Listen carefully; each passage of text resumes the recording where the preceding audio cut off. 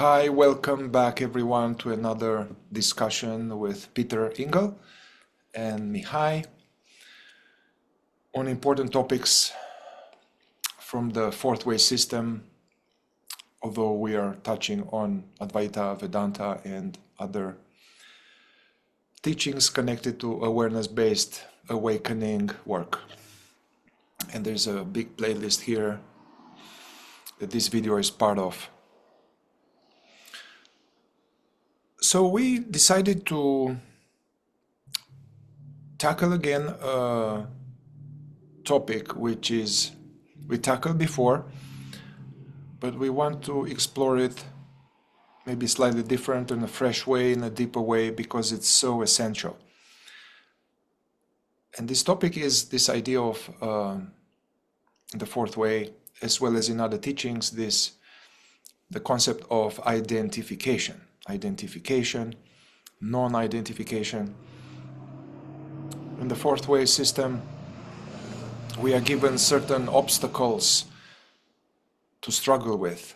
Early on, we are encouraged to learn the foundations of self-observation, being present, self-remembering, and we are invited to take these tools and capacity to witness and observe and tackle our sleep, these obstacles, which are just unconscious mechanical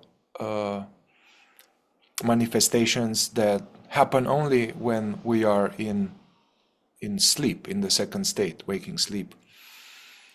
And all of these obstacles, like daydreaming, what's called imagination, inner considering, expression of unpleasant emotions, lying, unnecessary talk,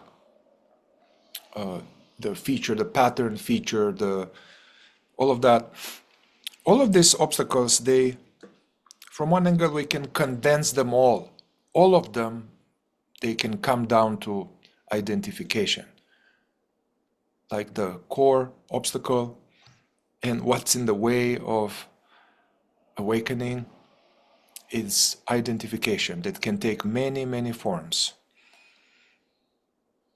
Initially, I remember for a long time for me, and Ouspensky was saying, or somebody was saying in the system, that initially identification is hard to grasp because we are identified. A normal person is identified all the time. It's like a fish in the water, all the time in the water, only experience being in the water. So from one angle, it's hard to describe what is not identification. So it takes one to experience moments or longer moments or various flavors of being less identified and what that means and what's the taste of that in order for this identification obstacle to make sense. But in spite of all of that, I would like that we approached it and maybe we can discuss this topic. And also I think there are different forms of identifications. Some are easier to notice at the beginning. It's almost like their top identification and a little bit lower, underneath identification and the root identification. So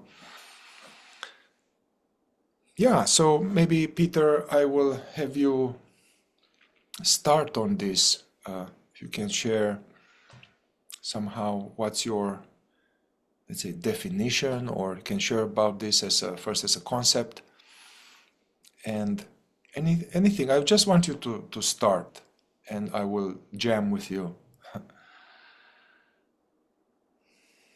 Thank you. Yes, this is a topic we can return to again and again and again, because as you say, it's at the root of so many other things, which are behind what the fourth way calls our sleep. This lack of presence in us, this lack of awareness being conscious as itself.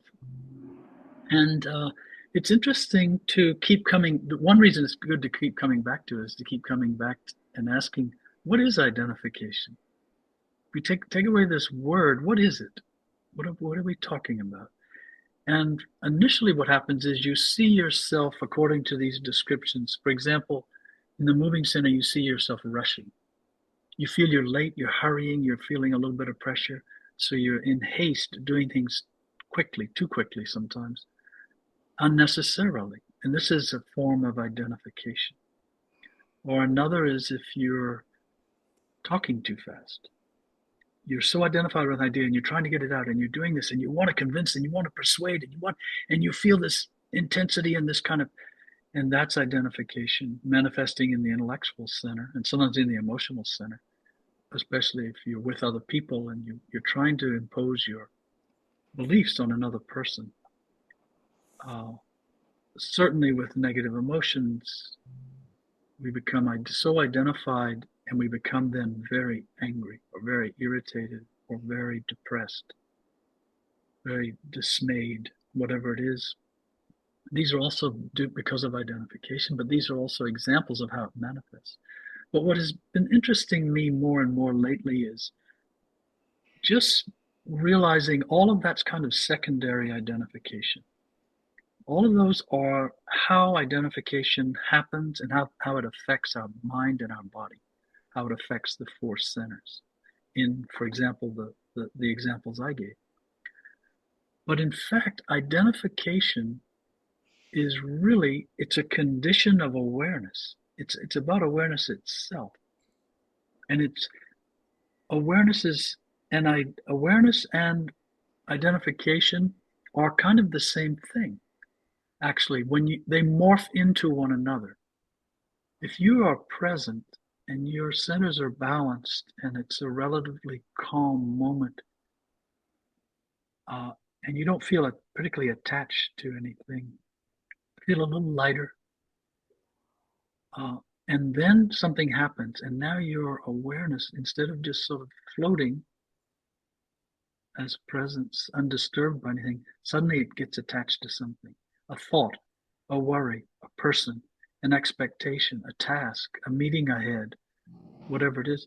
And now awareness leaves its perch, you could say, and now it goes into the mind, into the body, into the centers, and it forms as a feeling of identity. And so identification means attachment, means consciousness attaching to the centers in some way. But it also means that in doing so, it forms as a feeling of identity. And then you can feel when this starts to ease up and you become less identified. And suddenly you find that you're more present. And so the identification has morphed back into awareness. I was thinking the other day, an analogy is, for example, air vapor in the atmosphere and then the water in the ocean. And what happens is the air vapor starts to condense.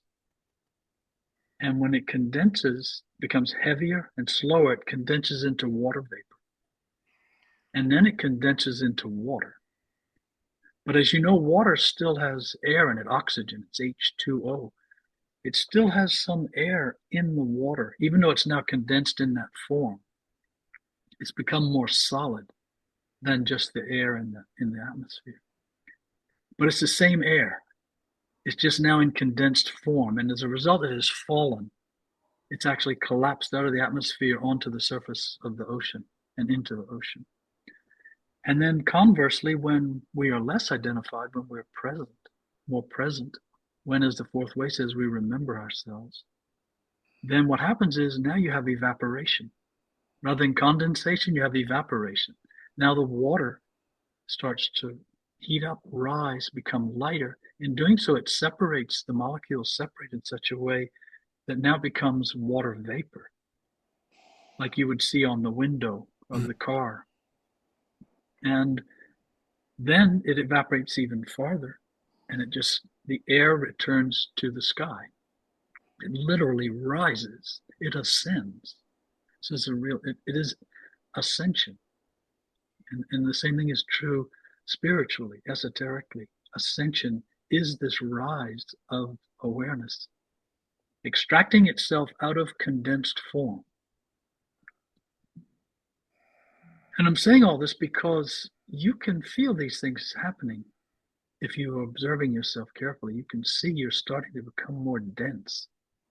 Your awareness is condensing and becomes this feeling of I thinking, I feeling, I moving, I eating, I doing things. And this feeling of I is actually, it is awareness, but it's condensed in the form of the mind and the body. And being present, abiding as awareness, realizing your true nature, all these things refer to it now extracting back out, higher, going higher and becoming lighter. And so another reason I've been thinking about this is people often ask me, well, how can I remember myself more? How can I remember myself more often and more deeply? And one way is instead of actively trying to self-remember, like, okay, I'm going to remember myself, I'm going to be more present, I'm going to be more mindful, all this, to simply have the sense, I'm going to be less identified. Just be less try to be less identified. And it doesn't mean now that Peter is more calm, Peter is talking more slowly, Peter doesn't have any emotional turmoil going on. No, it means awareness is not as identified with Peter. And by virtue of that, Peter will calm down if awareness is not attached to this feeling of Peter. And for example, I was in the shower yesterday and I could see that the mind started to drift into imagination. And the imagination started turning in the mind. And sometimes what you feel is you feel like, okay, I'm in imagination now. I'm identified. I'm in imagination. But there's much more to it than that. Because in this instance, what I saw was, or from the perspective of awareness, it wasn't as though I felt I was in imagination. Awareness saw Peter in the shower starting to drift in imagination. But saw it soon enough that it was able to not go into that feeling of I am Peter. I don't know if this is clear, but it's one thing to be the person who's feeling identified, and it's another thing for awareness to see it's starting to enter into the feeling of being that person. And then that's what causes the identification. That's the real source. And so when you try to be less identified, really it's kind of like breathing. Every 3 seconds or so, there's a temptation, there's an impulse, an urge. Right now, I could be feeling an urge to lose myself in this sentence because I want to complete a thought. And it's like that we get up to move, and already the momentum has begun because we're identified with getting somewhere instead of being where we are as we move. And the same thing when we're thinking. We don't have to be rushing to the end. We can be in the middle of a thought or at the beginning. And the same with a feeling, even though feelings are so fast, it's harder to talk about that in this instance. But to find the point, if you can, keep looking in yourself for where identification begins. There's sort of a point, like if you went up on a measuring stick, down here you're identified, and now you're becoming less identified. And then right up here at some point, there's a point where you're not identified. And then here's what's also interesting. Above that, there's more where you're not identified. That's more true, pure awareness, pure consciousness. And rarely are we just kind of, what we want to be, ideally you could say, I think, we want to be hovering at that point and not keep falling in. We keep falling in. As Ouspensky said, we keep falling in at the same place. So when you feel you're identified and you try to get back to a place of not being identified, You can keep going, and you can start to feel it in yourself when you're just actually not identified, meaning awareness.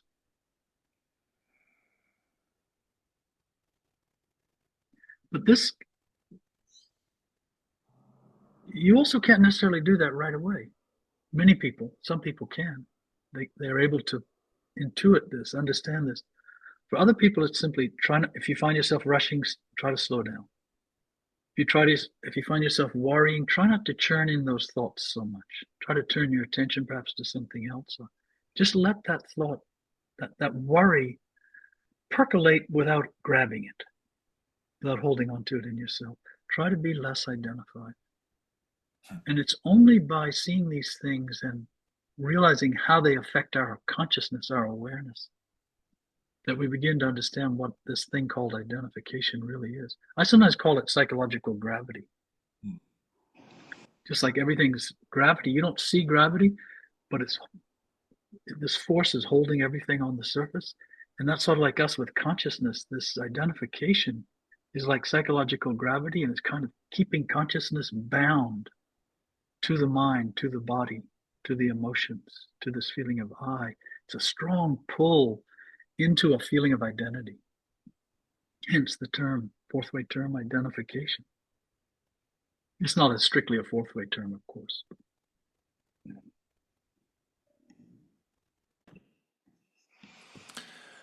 Well, Peter, you said a lot of gems here, so I just want to maybe illuminate some of the important ideas you said here, if I can remember. But yeah, definitely this idea that it is consciousness that is aware of itself, and it is consciousness that is identified with the content of its experience. So we used before this metaphor of a dimmer switch in a lower setting of the light of consciousness. In that lower setting, consciousness is lost and identified and trapped and merged and hijacked into something. Could be, us trying to do a good job here, to perform very well.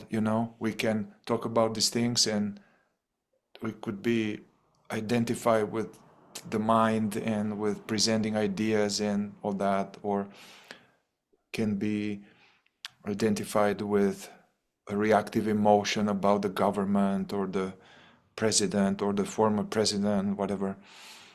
Or someone in my group is sharing his resistance towards even doing the work. It's just, so yeah, the consciousness identify with this resistance, whatever that is, fear, laziness, overwhelm, lack of understanding, can be, yeah. So that's an important idea. It is the, and in a lower state it is identified, it's lost, is in a considering. In a higher dimmer switch, it is less, it is more stays as itself. Another thing I want to bring up, because this, Gurdjieff didn't invent this term, or it appears in many traditions, like in Buddhism, it's translated more like a non-attachment, yeah. So, or being captured, the early Christian mystics, the Desert Fathers, like being captured by the thought, being captured by the afflictive emotion. The Sufi, like being veiled. In the Zen, I remember that Suzuki Roshi would say,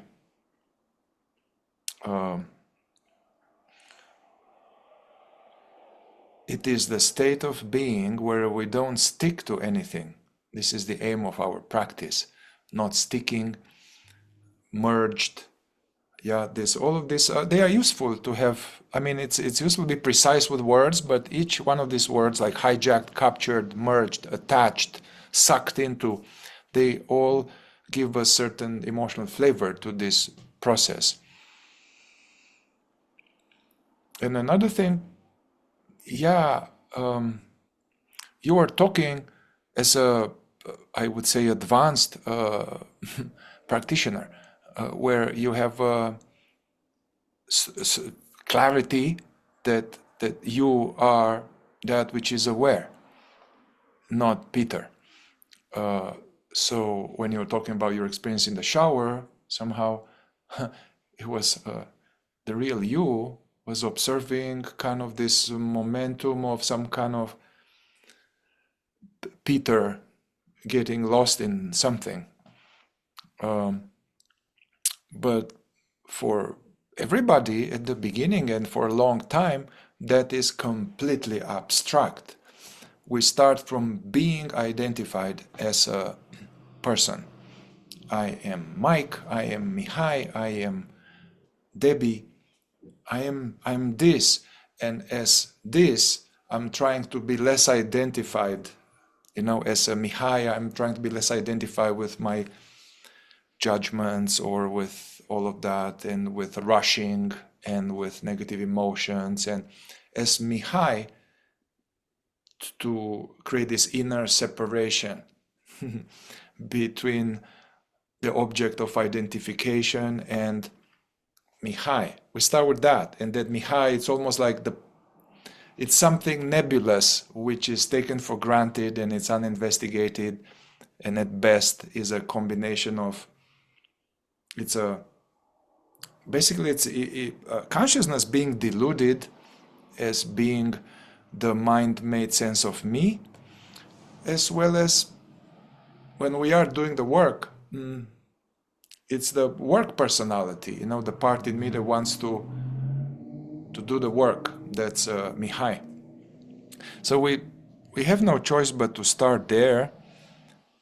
But as these top layers of hooks, they are less sticky, it's going to be less dynamism, as Jean Klein would say. If it's too much dynamism, too much storm in the sky, we can't realize anything. But as the weather gets maybe a little more peaceful sometimes, there's a chance to have a glimpse or taste that there's something else. I am not Mihai. Mihai is a production, is a construct, is a file name. I am that which is aware. And then identification takes a whole other level.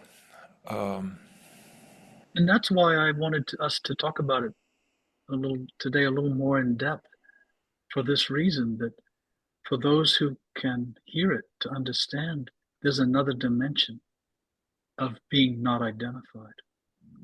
And you hear a lot of teachers say, just let go. Let go. And of course, what happens is normally it's what you were describing. Mihai tries to let go. Peter tries to let go of his tension or his worries or his imagination or his fixation, attachment to something or someone. Whereas that next level, that next dimension is awareness, letting go of the feeling of I as Peter. And so now this opens a whole new vista and window of opportunities in terms of this consciousness or awareness being more cognizant of itself. Yeah, and you said something earlier that it's very true and important. When this merging happens, this identification happens, so now I'm identified with trying to get approval or trying to be liked, or I'm identified with judgment, or identified with a fear and not trying to protect myself. Yeah, so at this level, there's identification with some content, but this already create this. The result of this is that underneath is like a me. Basically, the identification underneath is I'm identified with me. Consciousness is identified as me with what they would think of me, you know. So that's what something to chew on or let it percolate. People I work with, to go beyond the, oh, identify with this negative emotion, but who is frustrated now? Me. Ah, okay, let's look at this me. Where is this me? Exactly. And then observe this me, because this appears as me only because it's uninvestigated. If we bring awareness to it and investigate it, again, there's in a sense of separation, and then this me is no longer a me. It's some agitation or with some belief and some contraction, and it's noticed by the real me, I.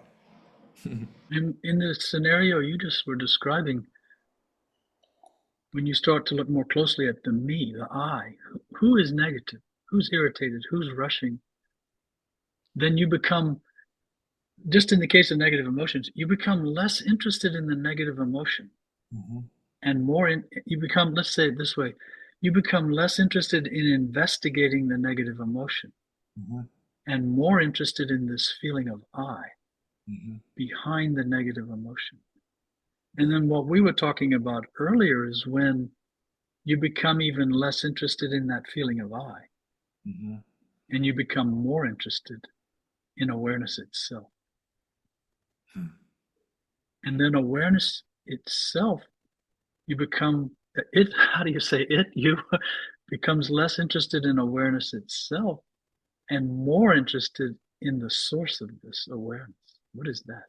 So you see, we keep ascending, keep going to higher and higher dimensions in ourselves of this. And it's all awareness. It's just in more condensed form or less condensed form, more rarefied form. And it's an ascension. That's what awakening evolution is. It's an ascension. This rising, going up the, what did you call it? The dimmer switch, getting brighter and brighter and brighter and brighter, the higher it goes. Yeah, I mean, I have a little issue with this ascension, but I know what you mean, because some people can take it as to transcend, to go out, somehow leave this behind. It's not quite like that. Actually, we have deeply, the more, less identified we are with the machine and the personality, the more deeply we sense it, and awareness very sensitive and aware of every little thing that is there. So it's a ascension and descension, the descending. The light, the awareness penetrates more and more the whole construct. And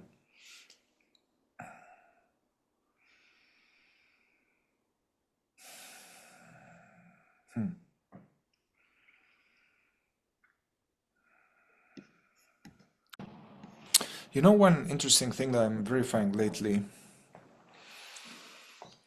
experientially, when there is this state of identification with something more hot, which is some delusion, some springing out of kind of energy of like threat or anyway, judgments, rejection, all of this judgment, rejection, threat, this is all resisting reality, basically. And this very movement,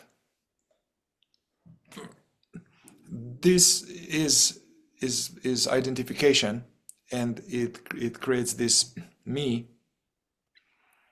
And when this happens, what I see, what my mind tells me, are lies.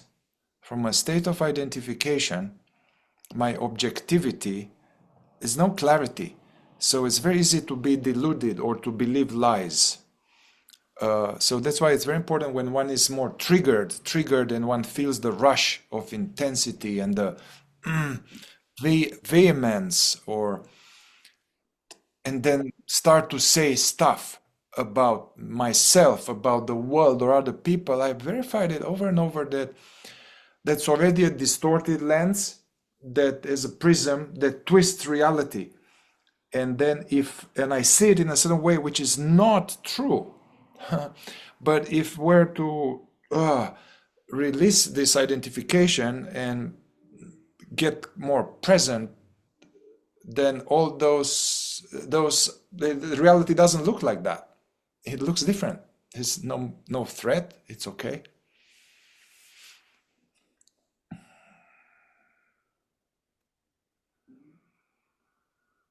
There's another aspect to this too. If we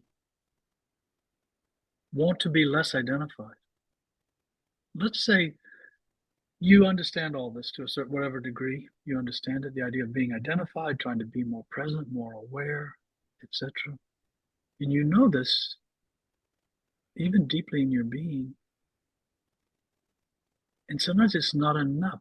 Sometimes it's not enough just to know that, because you become identified. And so one of the areas I think it's it's underestimated in the fourth way. It's one of the ideas, and this is the idea of attitudes. And it is that our emotional center is so fast. And so when this identification happens, this very rarefied energy of awareness, which is like sunlight, it's electronic, it's fast. And when it starts to drop rapidly into a condition of identification, the first center in us that feels this is the emotional center, because it's vibrating, it's operating at that same speed. And by the time we are identified and immersed in some kind of attachment or thought or fear, whatever it is, our intellect is sort of running behind, trying to figure out, well, what's going on? How can I fix this? And it's sort of powerless. You can't think your way out of identification, is another way to say it. But in fact, because the intellectual center is slow, it can build a framework of thoughts that are almost like the image that just came to my mind, in fact, is, do you know how the acrobats fall into those nets? They have a safety net in case they fall off the high wire, Yeah. and then it catches. And the intellectual center can build a framework like that to help catch awareness before it falls too deep into identification. And so it's not a matter of trying to turn, for example, negative thinking into positive thinking. That's not at all what we're talking about here. What we're talking about is learning to think in a way that neutralizes identification. For example, there's something you don't like. Maybe there's a coworker and you just don't like them for whatever reason. Doesn't matter, actually. And you keep finding that you're becoming negative about them. You're judging them. You're speaking to them nastily. You're not giving them as much opportunity. If you're their boss, say, I don't. But what can happen is you can learn to think. You can develop an attitude. And it's so interesting to think about what this really is, an attitude. We call it an attitude. But it's like a lens. It's like putting a lens up and adjusting it. So, and you talked about seeing reality. We're now going to take this lens, and instead of just seeing all these things wrong with someone or something, I'm going to adjust this lens knowingly, consciously. And I'm going to adjust it not to make things look better, but to be able to look at them very neutrally as they are. Say, okay, well, I don't like this person. A couple of things going on here. This person is a certain way. That's how they are. I can't change that person. And I'm beating myself up with all this irritation and anger and resentment due to the fact that I think I should be able to change them. If I stop trying to change them, if I adjust that in my mind, that lens, now I'm more neutral. I'm less apt to be identified, or so much so identified. And similarly, there's another thing going on, of course, is what's going on in me that I don't like this person? Who's this I that doesn't like him or her? What's that? Let's look at that. Let's also bring that into focus, but in a neutral way. Not in I need to change, I could be better, I should be more loving. No, just look at it neutrally and see it. And now, I was talking to someone about this the other day. You don't just go from being negative to being positive. That's not what the transformation of negative emotions, for example, is about, or the transformation of suffering is about. Because we're back again, this is all about awareness. This isn't about Peter feeling negative and being negatively charged and now somehow shifting and becoming positive and feeling positively charged. It's like driving. When you're driving a stick shift, the old manual transmission, every time you switch between gears, you have to pass through neutral. And it's like that with this non-identification, identification. If we're identified, we can't just go sometimes directly to full presence. We have to go back to neutral. We have to go back to kind of even non-identification. From there, the awareness can begin to expand. And so this thinking, this mind, this human mind, it's no accident that we have it, that it can be harnessed in this process of trying to be more present. And this speaks directly to Gurdjieff's analogy of the cart, the horse, and the driver.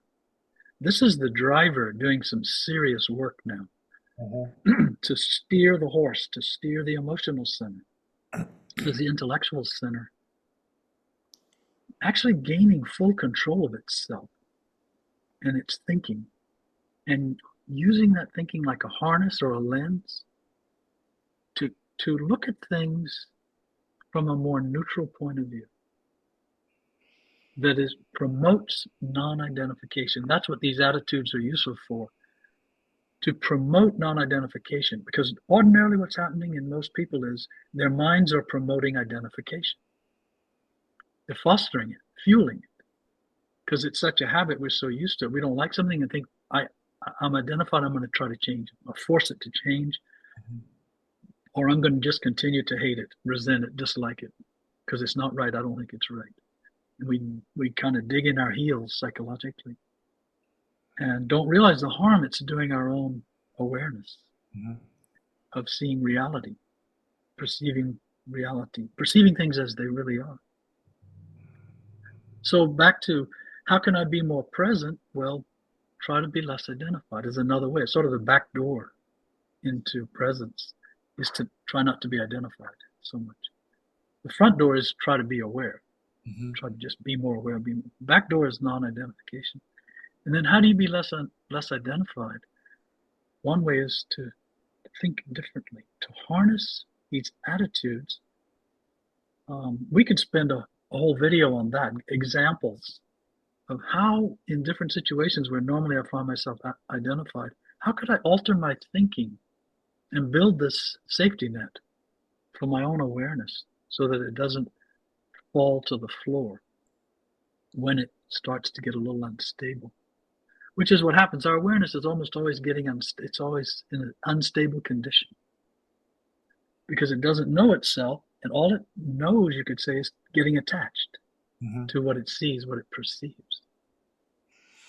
Hey, I really like this, and we haven't spoken about it, and it's an essential, indispensable, unavoidable transition. Developing work attitudes. That's very important. And yeah, this is very Uspenskian. And like these attitudes are not just thoughts. These are not just thoughts. This is more like some kind of permanent, wise thoughts that have been formed through our earnest studying of higher knowledge and studying the work and having verified to some degree the work. So this is what I guess Francis would call in non-duality, this is higher reasoning, work attitudes. So I'm starting to, you can't go from being the ego and being merged to conscious presence. I mean, that's possible later. But we need to have this, I guess, we need to invest in developing this perspective of looking at our life, at ourselves, at all events in our life, at all relationships, at the TV, at government, everything that happens, to look at it from the point of view of the work.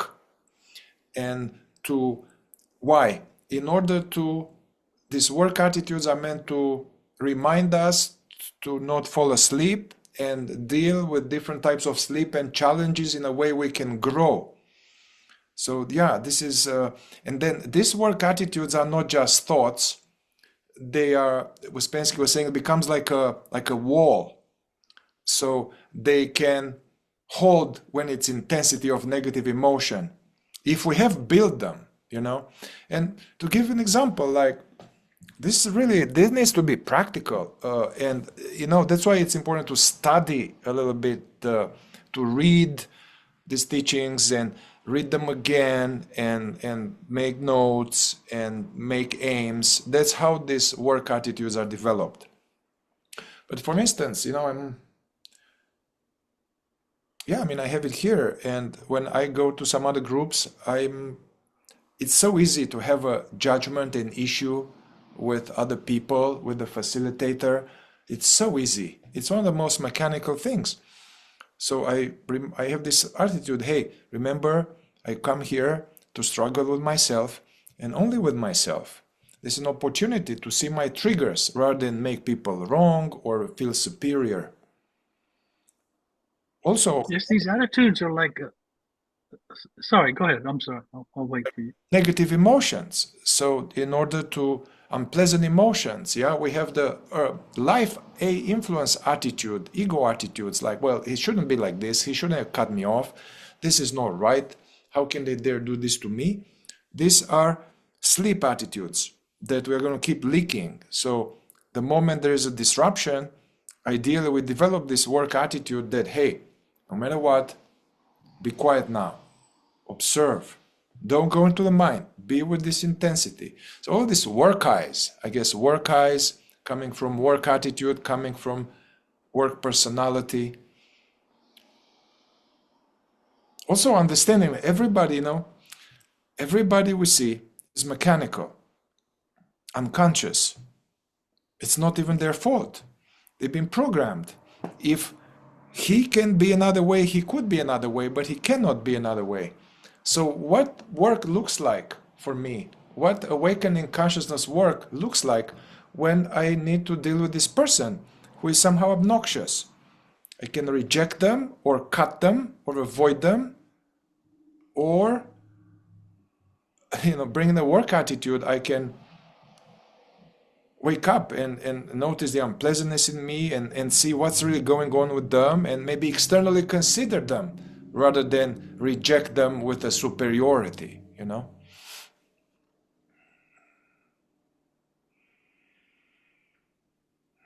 That is essential for someone at the beginning and for quite some time.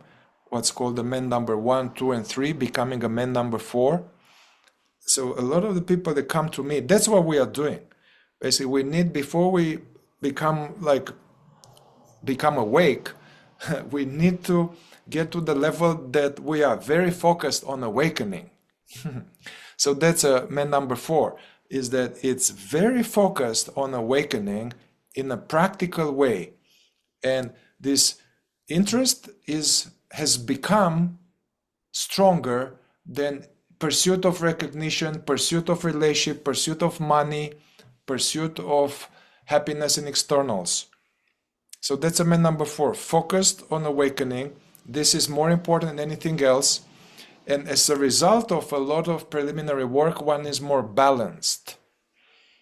So in this attempt to become man number 4, that's, I think, a big bulk of it is to develop work attitudes so we can put the work glasses on early in the morning and we use the day to deepen our being rather than leaking and wasting life.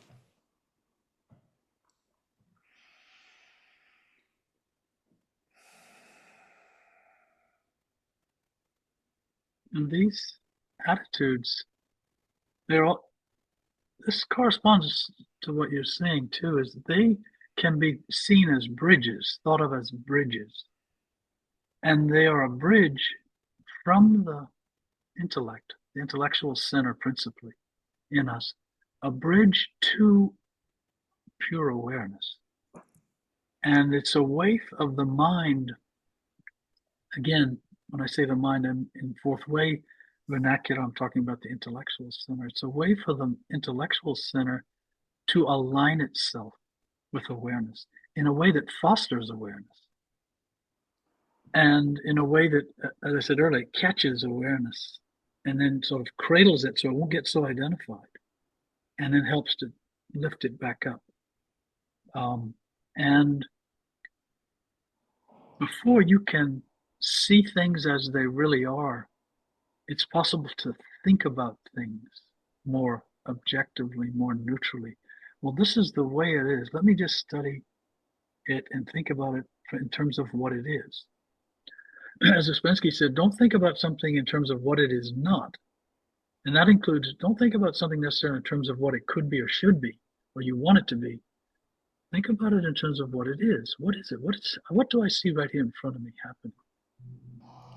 And in thinking like this, in thinking this way, in aligning our intellectual, our thoughts with awareness, and doing so in a way that fosters awareness, this is the biblical meaning of serve the Lord.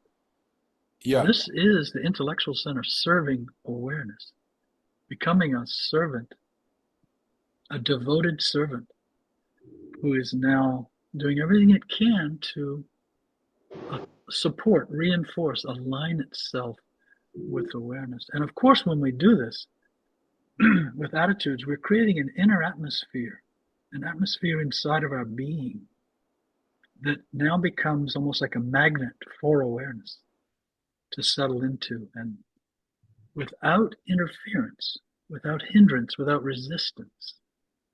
Because often we'll start to see something the way it is, but right away we fall prey to our old way of thinking about it. And our awareness gets pulled into that and lost. It loses itself. And now it's me wanting things my way and insisting on my point of view and so on. So very powerful, this idea of attitude. It's not easily had. You have to, because the intellectual center is slow, it takes time and it takes a certain concentrated effort to start organizing your thoughts. It's kind of like organizing your desk. Yeah. Organizing a kitchen drawer. It's a lot easier to go to a kitchen. I'm not suggesting you be obsessive, but it's a lot easier to go to a kitchen drawer that's organized and find what you need than it is every time to go to a mishmash and dig through to find that right spoon or knife or whatever it is. And the same with awareness in the moment. We can make it easier, is another way to say this. We can make it easier for present awareness itself to be present just by getting out of the way and not resisting so much, trying to actually see in a way that we think is in accordance with how awareness would perceive reality. This is very powerful. Yeah. And this, when you say the intellect, it's and the driver. Yeah, it's the intellect center, the capacity for thinking and all of that. But it's more like, yeah, we allowed the intellectual center. We seek that our intellectual center is brainwashed from ignorant sleep attitudes and is aligned with higher knowledge. This higher knowledge comes from people who have came out of prison, came out of suffering and to a deeper truth of reality. So basically the driver needs to sober up and give up his prejudices and align with the aims of the master that is asleep in the carriage. But the teachings, I guess they are conditioning the intellectual center to be aligned, to prepare the way, prepare the way. This is what John the Baptist, all of this this is esoteric, their inner meaning. Taking the Bible literally is can be dangerous, and it's not much benefit. But this repent, metanoia, that John the Baptist used to say, repent, repent, you sons of vipers, the kingdom of heaven is at hand. So, but metanoia is change the way you think, change your perspective, adjust your attitude. So John the Baptist was talking about this. I mean, developing work attitudes. So then we can, yeah. Also, I mentioned earlier too about the emotional center is the first part in us that usually responds when we are identified. And now this identification infuses the emotional center, which is very fast and volatile. And this is the horse in Gurdjieff's analogy. To a large extent, what the intellectual center is doing with these attitudes, it's calming down, it's reining in the horse. mm-hmm. And this is so that it's not just the mind by itself, or the intellectual center by itself. It's the mind and the emotions in conjunction together are what can induce in us a more receptive environment for awareness. We're now starting to align with awareness at its speed of vibration, at its rarefaction, level of degree of rarefaction. And so it's not only a thinking process. Attitudes are not just intellectual. We can say that. They have a powerful emotional component. Yeah, I mean, we are talking about the work personality here, the deputy steward. So it's already the influence of higher knowledge into the part in us that is interested in this mystery. So they need to merge and be educated somehow. Also, this, you alluded to it, and I would like to, at some point, when we have more time, the Ten Commandments, they are, first one, the place no other God before me. Place no other God before me. So esoterically speaking, is in order for this fourth way or non-dual work or in this kind of awakening work to be successful, this needs to be the most important thing for us. So awareness first. Yeah, so there's nothing more important than our aim of awakening. And we can't get there right away. I mean, I work with people and I can see many very sincere, very genuine, but that's a small part that is weak, and then it goes offline. And then there are a lot of parts that have no interest whatsoever. They are just playing the ego game of whatever. So and as long as that is the case, we can't go very far. But I guess suffering helps, because we keep trying to have the, let's say, unconscious attitudes and try to get happiness and all this A influence, get happiness for externals, and we are constantly going to be dissatisfied, and life things are going to happen. We are going to be smacked. So that's important. And then we are going to be forced to take refuge in the work or to suffer like a dog.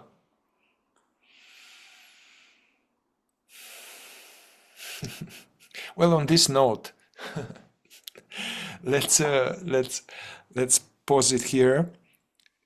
Yes, thank you. This has been rich, and as I say, it's a topic. Identification is a topic worth returning to again and again and again, and plumbing its full depth. And I think we've done that in a nice way today, especially including this thing about attitudes and how much that can affect and neutralize our identification. Thank you. Now, I would like to ask people, if you have some practical question or, intellectual question about what we are talking about here or a topic of interest, feel free to put in a comment here and we'll be open to it. And I have also some questions. Maybe next time I have some practical questions about the work. Might be interesting to do a shotgun approach here, double barrel shotgun approach. Thank you, Peter. Thank you, Mihai.